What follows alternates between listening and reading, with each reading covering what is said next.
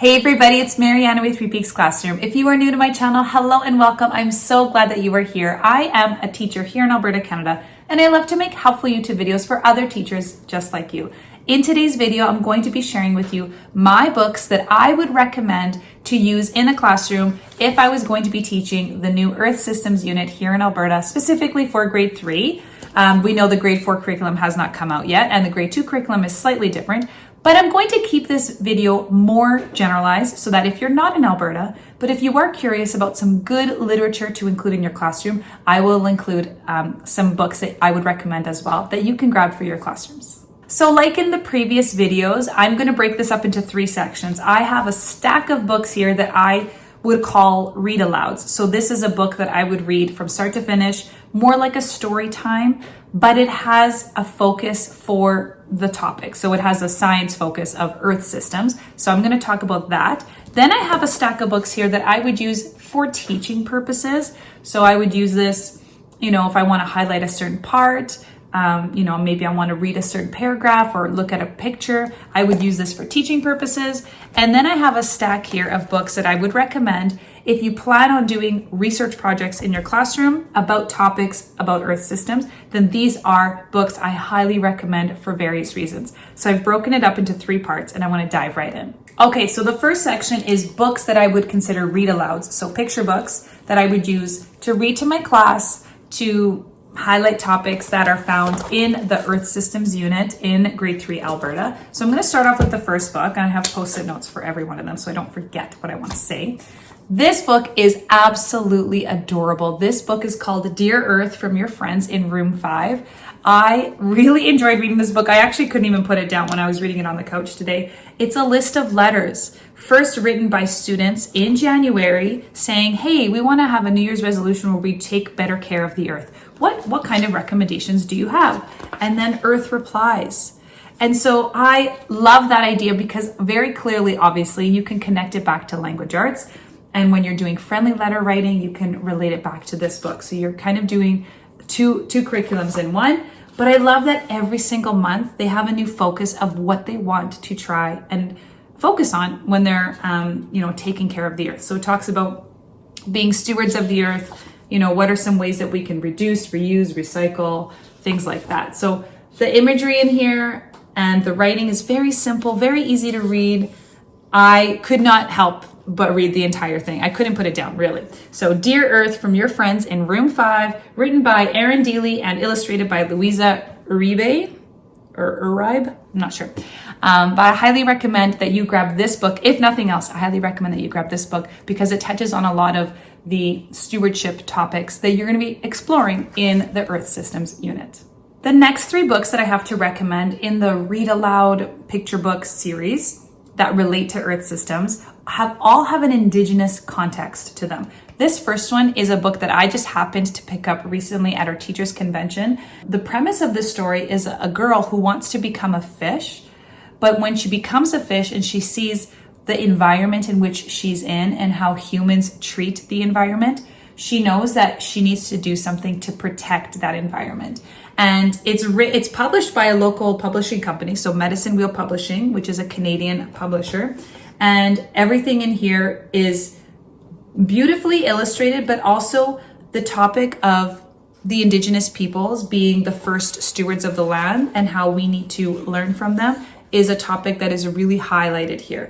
And so I highly recommend this book as well. When you get to the part in your Earth Systems unit where it talks about Indigenous people being stewards of the land and learning from them and how, we should be treating the land, I highly recommend that you grab this story.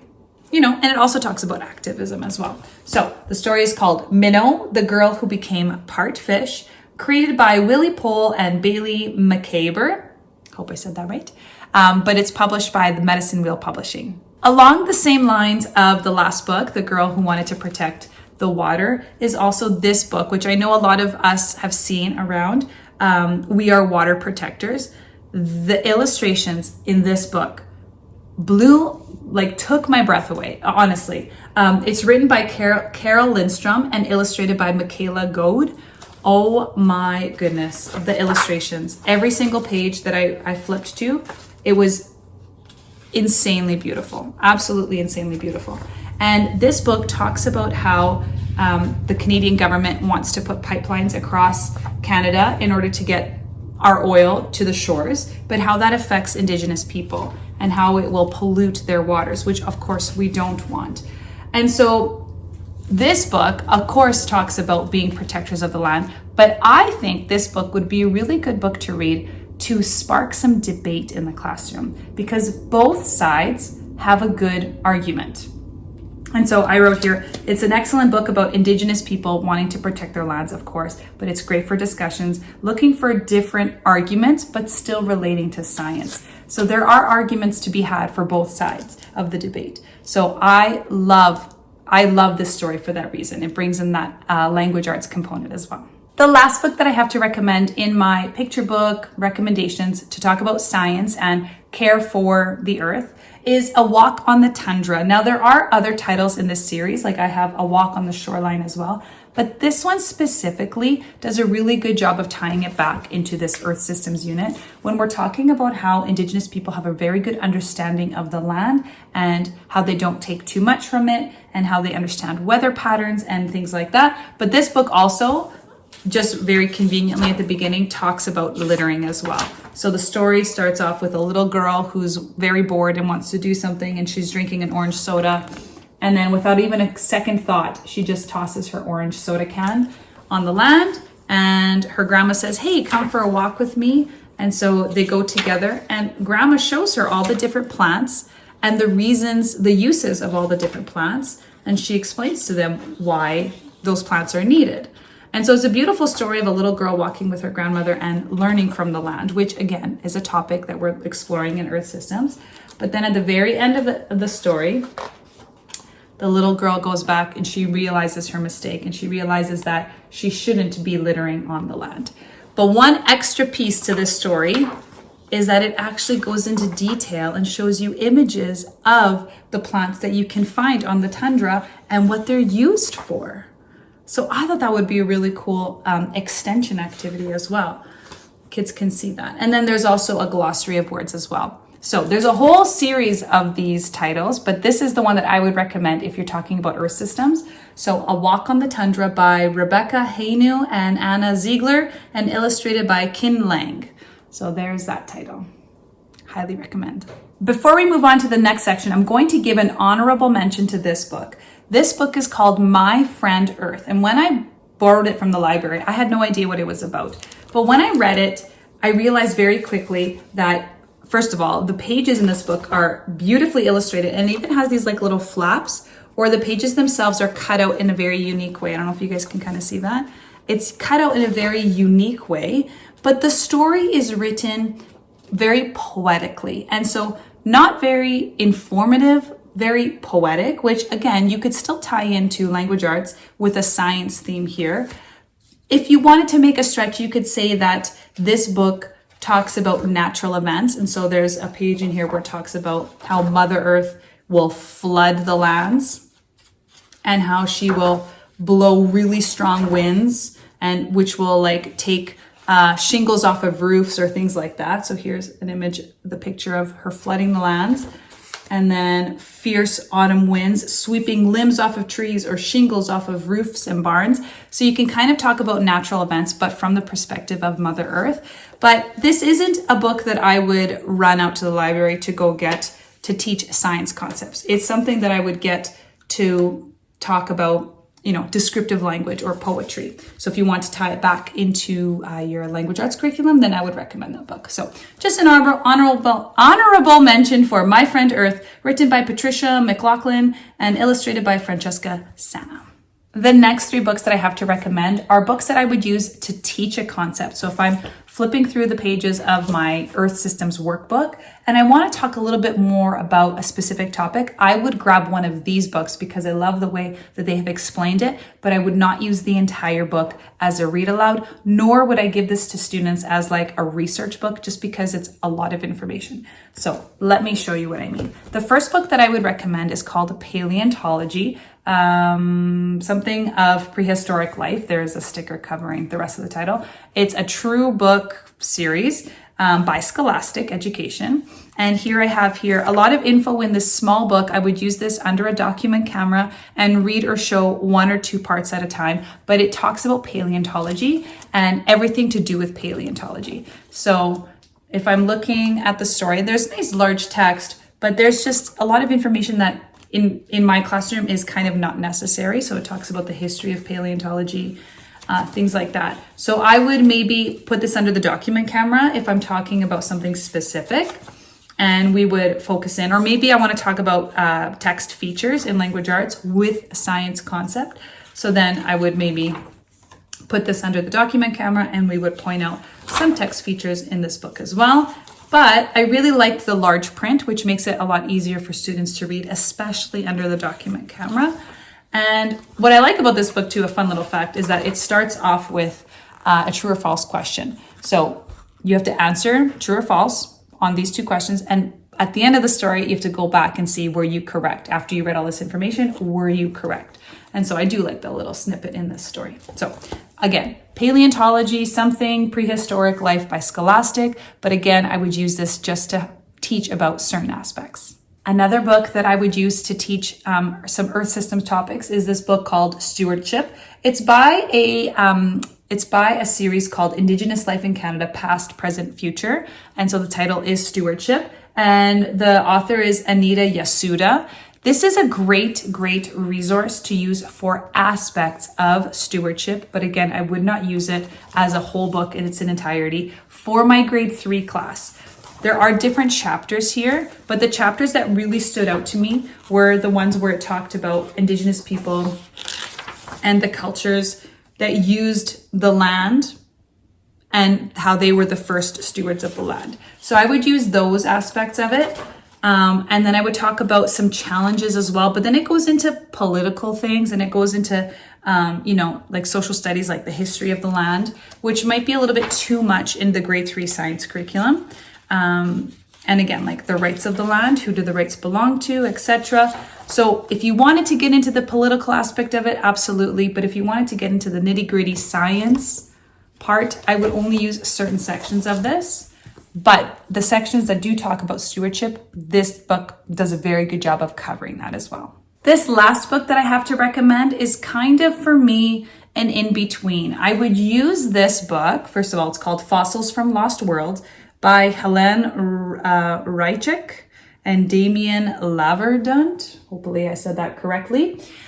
This book for me, I couldn't decide, do I want it to be as a teaching resource or would I want to be as a student reference? And honestly, it could kind of be both. I had a really hard time putting this book down because of the way that it was written. It looks like one of those like Where's Waldo, where there's like lots of little pictures that you kind of have to look through. But also a lot of information presented in this book is presented in a comic book style. So if I flip through, first of all, they give you a really good depiction of the different geological periods, but then they do it in a comic book format. So a lot of information is presented in like this graphic novel style. And that was the part that I had a really hard time putting down.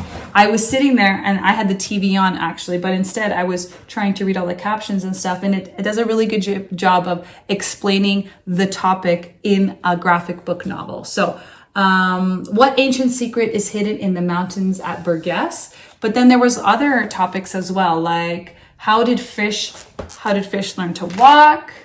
How was the mystery of the Thuringia footprint solved? Like, there's just so many fun little comic book things here that I would pick certain parts to teach to my students. I would highlight certain parts under a document camera, but honestly, I would have this book available in case somebody was really interested in your class in everything to do with prehistoric times. This would be a really fun read for them.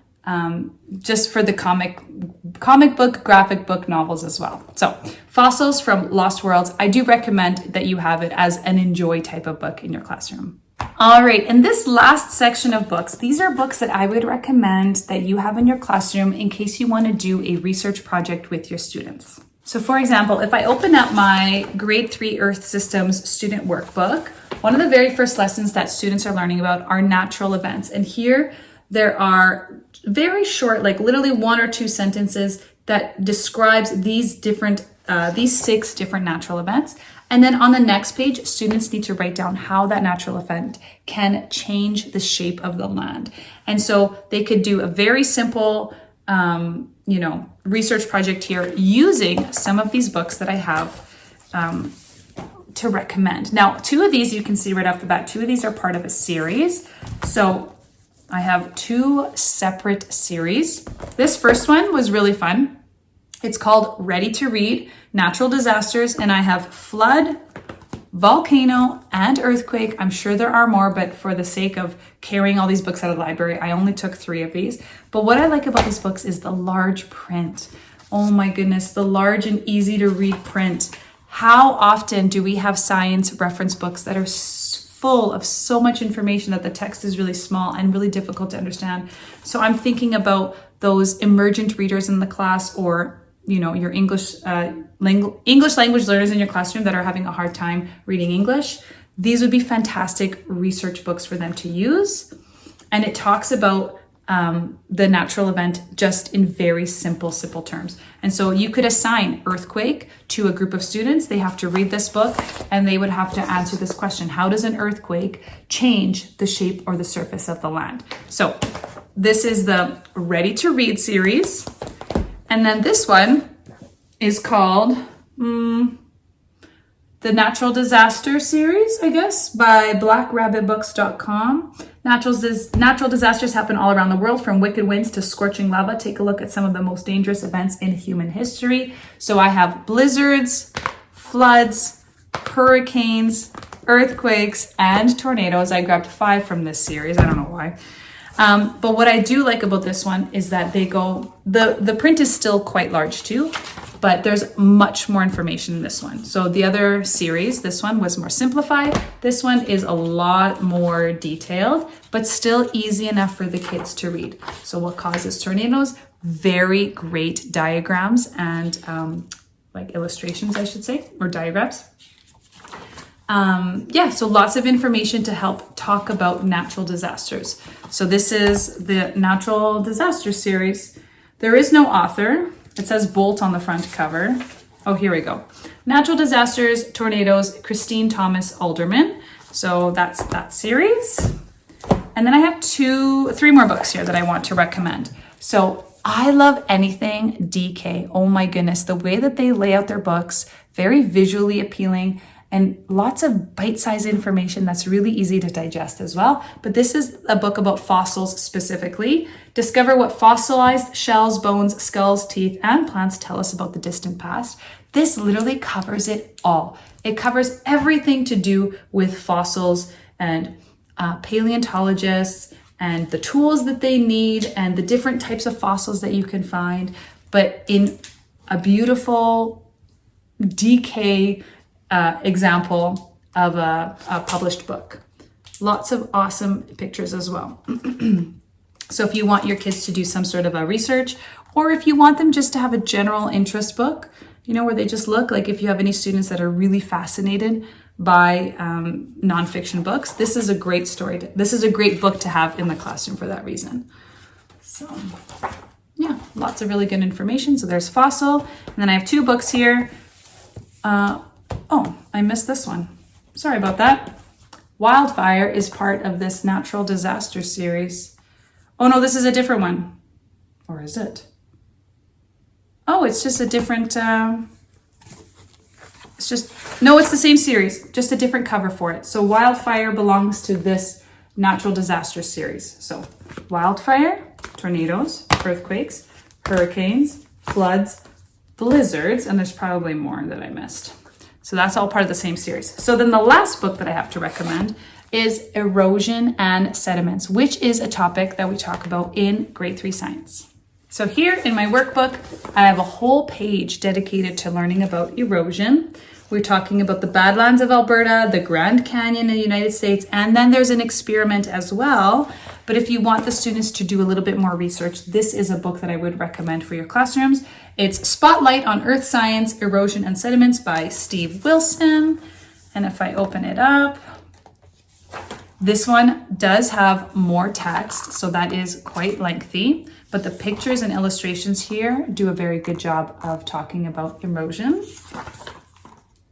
And it relates to the workbook as well. Lots of little bite-sized pieces of information as well that students can learn about. And it talks about the different kinds of, the different sources of erosion as well. So yeah, just another reference book that you could use in your classroom to talk about erosion. So there they are. Those are my student reference books that I recommend. So this one was all the Black Rabbit series. And then we have this one, the Ready to Read series for your classrooms. And then these are the ones that I would use to highlight in the classroom. So certain sections, I would highlight certain passages from these stories. And then my read aloud. So this is my honorable mention, right? And then I have my 4 that I would absolutely grab to teach about. Out of these 4, if I had to choose one to, if I only had time to read 3, A Walk on the Tundra, I would leave. Just because it is a bit of a lengthier text. But the rest of these, We Are Water Protectors, Minnow, and Dear Earth, Your Friends from Grade 5, Room 5, I would highly recommend those ones as well for read alouds to get your students learning about, but also in an engaging way with your picture books in the classroom. Thank you so much, everybody, for watching this episode. I hope you found it helpful for your classrooms. I would like to know if you are in Alberta or if you're not in Alberta, if you still found this video helpful. And yeah, I hope you're all having a great day, and I'll see you guys in the next episode. Bye. P.S. I forgot to mention, I will link certain books down below in the description. So if you are looking to purchase one of the books to add to your library, you can check the description of the video and I will have certain links to books.